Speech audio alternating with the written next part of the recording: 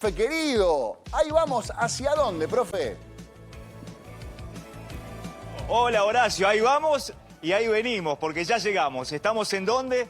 La imagen habla por sí sola. Sí, claro. La Basílica de Luján, que comenzó a construirse en 1892 y se terminó por completo, como la vemos ahora, en 1935. La basílica que custodia a nuestra patrona, la Virgen Por supuesto, del Luján, claro. que es chiquitita, mide 38 centímetros, que se construyó y vino desde el Brasil allá por la década del 1630. Mirá. Y que tiene una historia realmente muy interesante, porque la carreta en la que llegó a estos parajes, no había prácticamente nada, Claro. estamos hablando del siglo XVII, se negó a seguir, los bueyes se empacaron y no siguieron su recorrido. ¿Hacia dónde? Hacia lo que hoy es Santiago del Estero. Fíjense lo que le quedaba Mirá, todavía ese a era esa el destino, virgencita ese que era el había sido destino encargada original, por claro. un hacendado. Mira. Ese era el destino. Y Una la Virgen hacienda en se Santiago del empacó, Estero, dijo, lo que me hoy quiero es quedar Santiago acá. del Estero. Claro. Y desde ese momento quedó aquí, en un paraje cercano, pero finalmente custodiada en lo que se llama un camarín acá, en esta basílica, y que es desde 1640 aproximadamente visitada por cientos, miles, por año, millones de feligreses y de visitantes que llegan hasta acá. Pero ¿qué es lo que nos convoca, Horacio, en el día de hoy?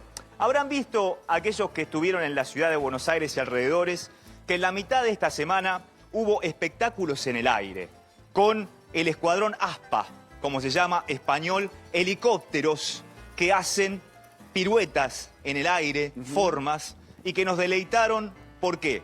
Porque se cumplieron 100 años de una hazaña, tal vez la mayor hazaña aérea en habla hispana. Estamos hablando de la hazaña del Plus Ultra, un hidroavión que partió desde Palos de la Frontera, el mismo lugar de donde Colón partió en 1492, el 3 de agosto, para llegar acá, el 12 de octubre, o al Caribe, mejor dicho. Desde ese lugar partieron 4 pilotos a bordo de ese hidroavión, el Plus Ultra, con un objetivo: unir Europa y Sudamérica, en este caso Buenos Aires, cruzando el Atlántico Sur. Nunca se había hecho en la historia. Y lo lograron. ¿En cuánto tiempo? En varios días. Mirá vos. Salieron un 22 de enero, Sí. Horacio, y llegaron a Buenos Aires un 10 de febrero. Es decir, la llegada va a ser el martes. 100 años se van a cumplir el martes mirá. de esa llegada del Plus Ultra a Claro. Buenos Aires. Sin computadoras, sin estos mecanismos que tienen ahora los aviones, sin esas medidas de seguridad, digamos. ¿Cómo era ese avión? Nada. Lo vamos a ver. ¿Quieren Uy, hacer ¿en un serio? viaje al pasado? Me encanta, ¿Quieren me encanta. remontarse? El Plus Ultra llegó aquí desde España y nunca retornó a Europa. Mira, Quedó aquí en Buenos Aires. La aviación de la Armada Argentina lo utilizó cierto tiempo para hacer viajes, sobre todo documentales, o para transportar alguna que otra documentación. Se dejó de usar al poco tiempo, pero el Plus Ultra siguió. ¿Cómo? Como pieza de museo. Hoy está prácticamente intacto acá, en el ¿En Luján? Museo ¿En de serio? Historia Enrique Udaondo, Mirá. donde vamos a entrar, en Luján. qué bueno. Vamos a entrar, vení, acompáñeme Horacio, mi compañero Guille. Ahí, Vamos a cerquita de la recorrer basílica. esta maravilla. Yo pensé que Estamos estaba entrando. alejada. Ahí al toque, podés Ahí hacer la nomás. basílica y el museo el mismo día. Ahí nomás, fíjense lo que tenemos y vamos recorriendo. Carruajes, carrozas, galeras, todo de época, ¿no? Estamos hablando de medios de transporte que tienen más de un siglo, como el que nosotros vamos a visitar. Aquí está la porteña, la primera locomotora que surcó los rieles argentinos, que salió de lo que hoy es el Teatro Colón, la primera estación de Buenos Aires, Sí. y llegó hasta Caballito. Profe, Ese me, fue el me recorrido encanta esta que se visita. hacía Yo creo que hay el mucha gente ferrocarril que oeste. desconocía que en Luján y tan cerquita de la basílica, además, podían tener la posibilidad de tener esta recorrida por la historia en este museo. A ver, todavía no vimos el avión y todo lo que estás mostrando me parece alucinante. Alucinante. nos convoca el Plus Ultra. Claro. Vos sabés que mientras vamos hacia él y vamos al encuentro de Viviana Mayol, que es la directora del museo, quien va a ser las veces de partener, de la voz cantante en esto, el Plus Ultra fue comandado por Ramón Franco Bahamonte, hermano de quien luego sería dictador de España durante casi 40 años, Francisco Franco, hermano menor. Él fue el comandante de la nave. Sí. Y si giramos la cámara, y me deja de apuntar a mí, nos encontramos con el Plus Ultra. Este es el Plus Ultra. Escúchame, Este es el avión 60 mítico. horas de continuo, hicieron escala. Contame esa parte, que no es difícil de imaginar. Hicieron varias escalas. Ajá. La primera en las Canarias, por eso un hidroavión. Claro. Porque acuatizó varias veces. Ah. Primero en las Canarias, luego en la isla de Cabo Verde, que ya es territorio africano, prácticamente en la mitad del Atlántico. Sí. De la isla de Cabo Verde ya saltaron al continente en territorio de lo que hoy sería la parte del noreste del Brasil. Fíjense, acá tenemos el recorrido, ahí lo está mostrando Guille perfectamente. Canarias, Cabo Verde, Fernando de Noronha, luego pasan al continente en Pernambuco, en el noreste del Brasil, Río de Janeiro, Montevideo y la última escala, Buenos Aires.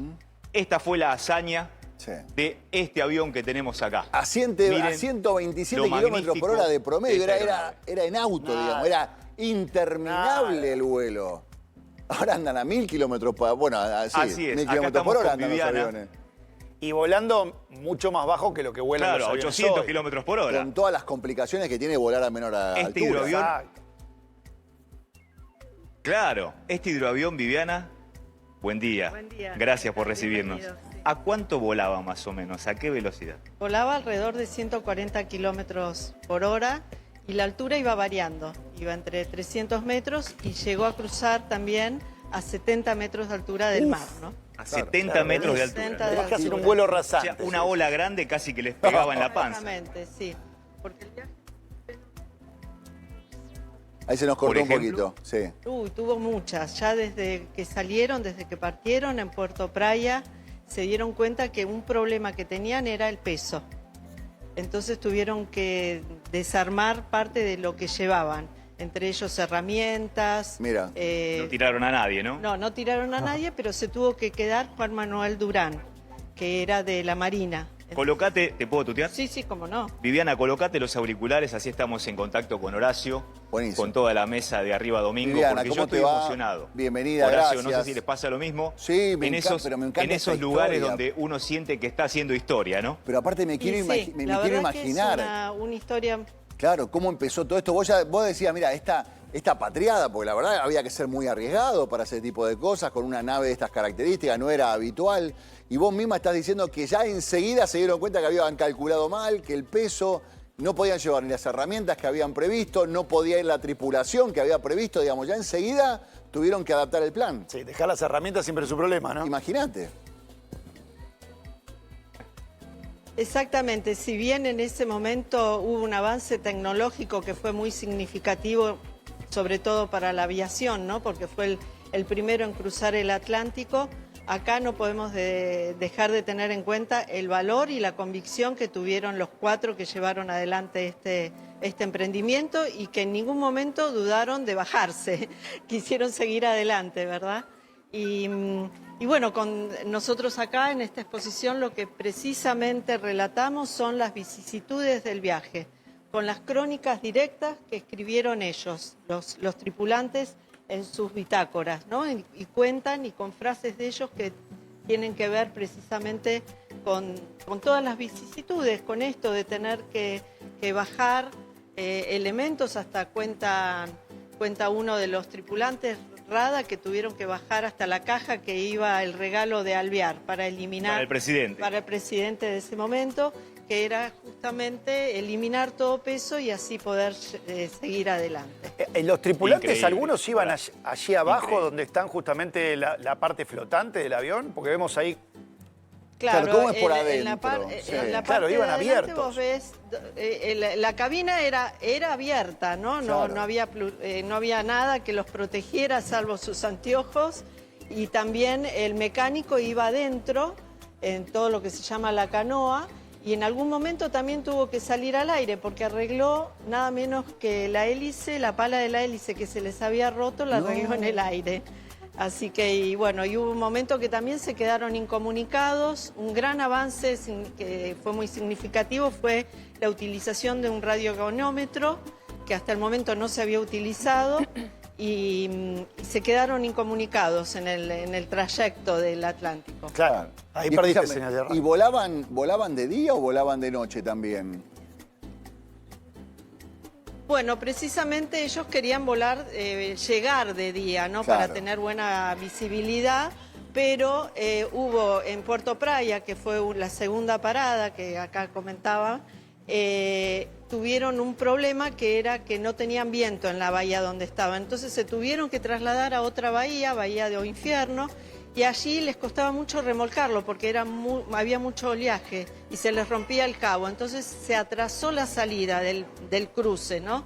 El principal trayecto de 2.400 kilómetros aproximadamente. Y salieron a las 6 de la mañana y esto los obligó a llegar de noche. Claro. Por lo cual navegaron este avión en la oscuridad del Atlántico. Y ahí hay frases en los paneles realmente muy emotivas sobre ese momento, ¿no? Ahora las revisamos, ahora las revisamos. Sí. Pero realmente es muy grande el avión. No sé, Horacio, si No, ustedes quiero tienen verlo, magnitud quiero verlo en de detalle. cuán grande es el avión. Claro. Mirá, me voy a colocar yo debajo del ala, me voy a colocar yo debajo del extremo izquierdo del ala y voy a caminar para que ustedes vean, a través de la cantidad de mis pasos, cuán grande es el Plus Ultra. Acá estoy Y la debajo altura. del extremo Mira, del ala, el ala izquierda, ¿no? Claro, Ahí las va, dimensiones y la son altura, y voy a caminar. muy ¿sí? grandes, Camino, claro. camino, llevo 6, 7, 8 pasos, 9, 10, 12, 13, 14 pasos. Claro. Llego a lo que es el fuselaje, ¿sí?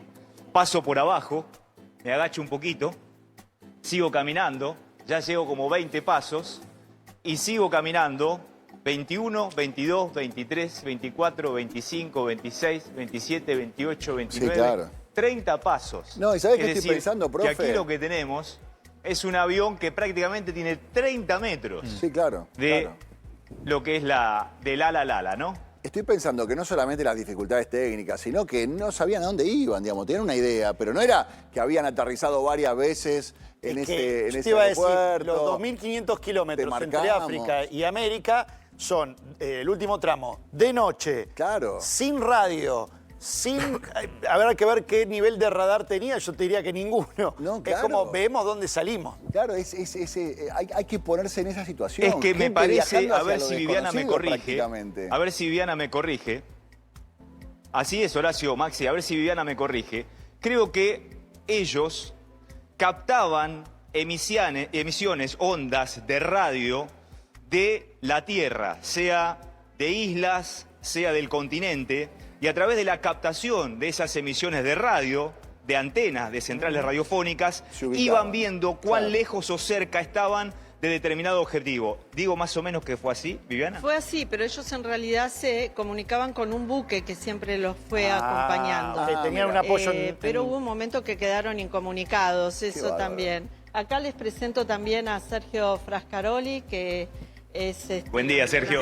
Buen día a todos. Buen día, Sergio. ¿Qué tal? Colocale, si podés, Viviana, el otro auricular. Sí. Así están los dos conectados. El avión tiene exactamente de envergadura 22 metros y medio. O sea, tan errado no estaba. Sí, exactamente. Y de largo tiene 17 metros 40 y una altura de 5 metros 40. Lo que vos bien comentabas es la Ok. comunicación con frecuencias de AM, a través del radiogonómetro. Tenemos en presencia del avión más moderno que existía en la década del 20, construido en Pisa por ingenieros alemanes que no podían construir armas de guerra por el Tratado de Versalles, y de la corona española, ¿no? A su vez, la navegación era fundamental, por eso tenían buques de apoyo por el factor meteorológico que le avisaban en qué situación se iban a encontrar y a su vez los instrumentos más modernos de la época. Claro. Y entre ellos también el aluminio, ¿no? El Claro. aluminio, el dura aluminio, una aleación de Mirá. aluminio y cobre, que fue también una innovación tecnológica para ese momento. ¿Este fuselaje es el original? Y por supuesto, es Original. Mirá, Horacio, mirá. No, es impresionante. Impresionante. Así suena, mirá. Claro. No, pero cada remache, Ese ruido digamos, hace. eso era casi Tiene artesanal. los motores más modernos de la época, de 450 caballos de fuerza, de bloque de aluminio, una innovación, B12 cada motor, Sí. con... Y escúchame, ¿y cómo termina doble el avión encendido, ahí en como el los motores museo? modernos de avión. ¿Cómo le llega al museo el avión? ¿Cómo de todos los lugares donde podía haber terminado su destino final, termina llegando al museo? ¿Cómo es esa historia? Bueno, la historia es así. El museo se había creado en 1923 y realmente su fundador, Enrique Udaondo, tenía una proyección muy moderna de lo que era un museo. Por eso este acontecimiento, que es prácticamente contemporáneo a su creación, él decide y empieza a gestionar junto con la Armada, porque este avión, después que lo dona Alfonso XIII al Estado argentino, pasa a depender de la Armada. Y no fue casual que estuviera acá, porque acá ya se mostraba un museo moderno y fue el propio Udaondo quien insistió y colaboró para que esa gestión ocurriera acá.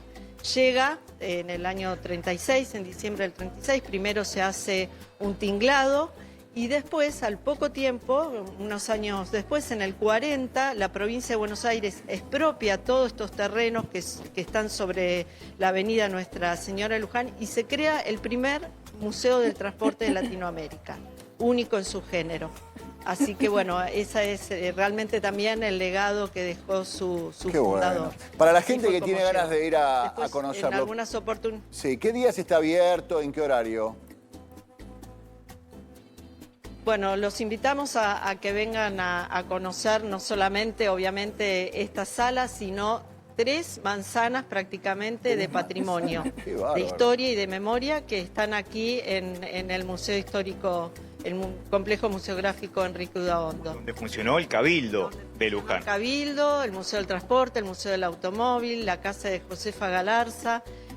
Lo pueden visitar de miércoles a domingo en el horario de 11 a 18 y también está abierto los feriados y no Buenísimo. se pierdan la oportunidad de Genial. hacerlo porque van a pasar realmente un momento muy Viviana, gracias por abrirnos Hermoso, la hermoso, puerta Horacio, y qué acompañarnos pasa, en hermoso. parte de este recorrido. Profe, querido, gracias. Gran destino elegiste para el primer